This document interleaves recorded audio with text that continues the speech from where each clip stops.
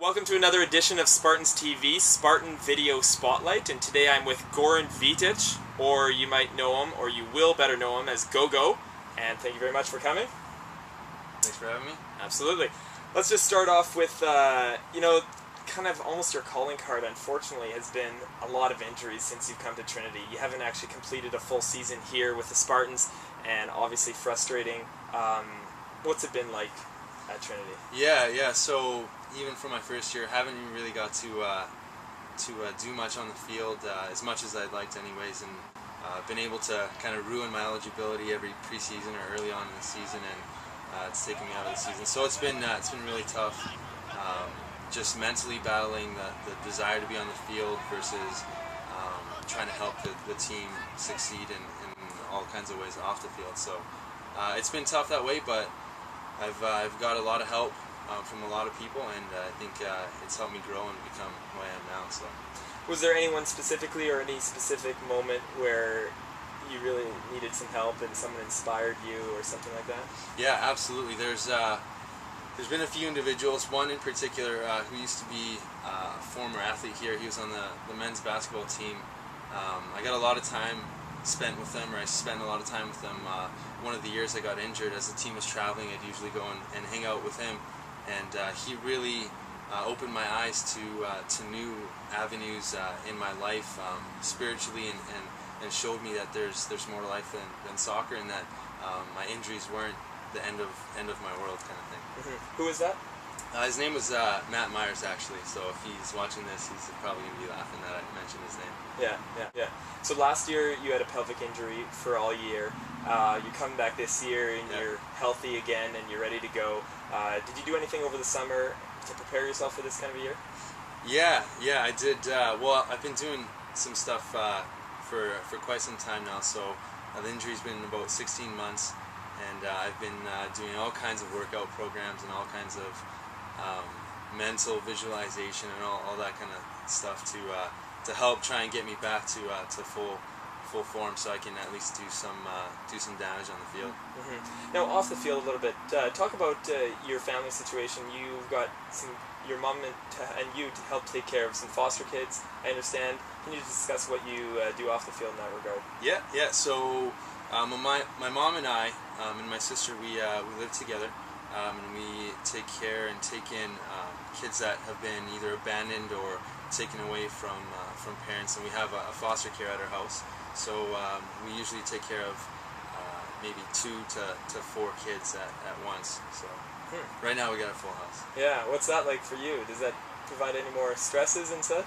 It's interesting. Not a lot of quiet time until the kids go to bed, but during school I'm out at school so much and involved with soccer, so I don't always get a lot of time with them, but when I am there, they're a lot of fun. So, is it rewarding, helping out kids that otherwise might not get that help? Absolutely.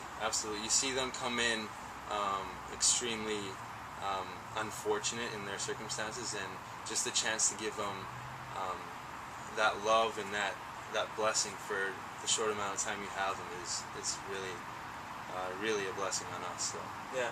Now back to the field, what do you feel your role on the team this year is going to be? I mean, seeing that you missed all of last year, it might change a bit. What's your role coming into this season?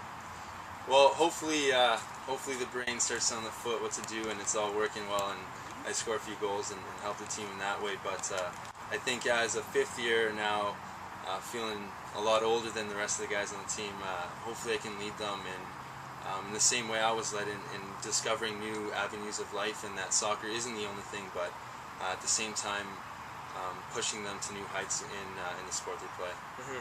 You've mentioned a couple times that soccer isn't the only thing, and that's something that really separates Trinity, I think, from a lot of other schools. Mm-hmm. First, talk about how you decided to come here, and then maybe how Trinity's been, really something that's been special in your life.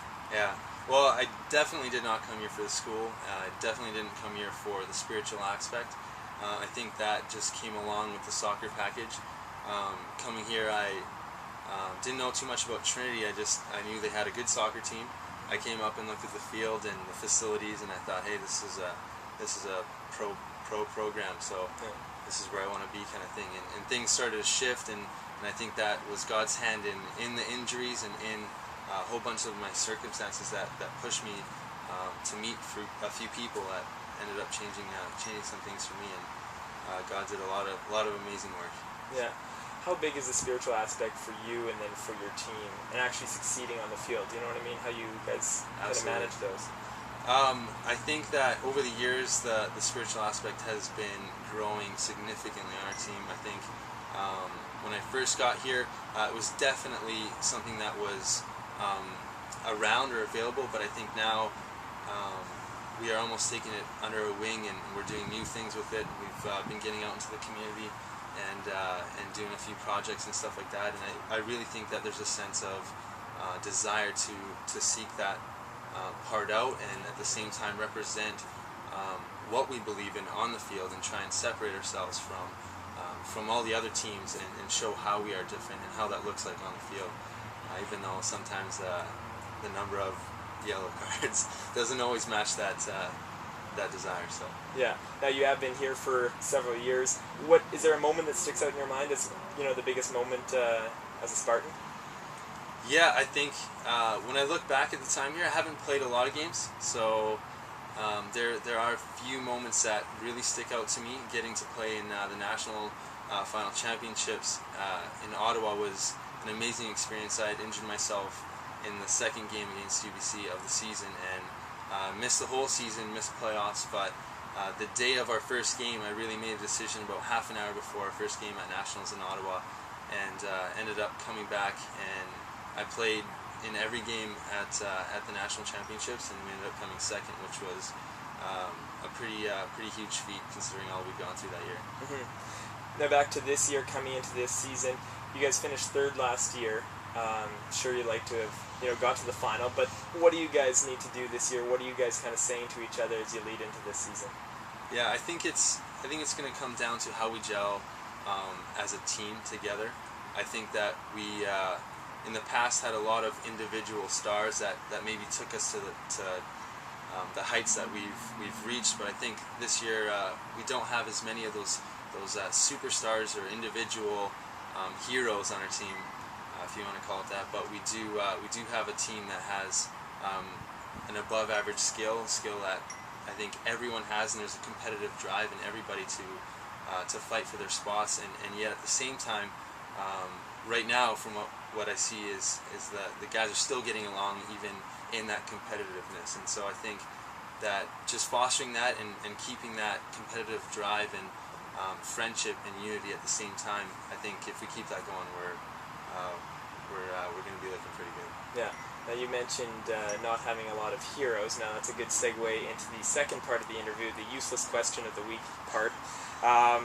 So if you were to be a superhero, or you had a superheroic power, what would Gogo be?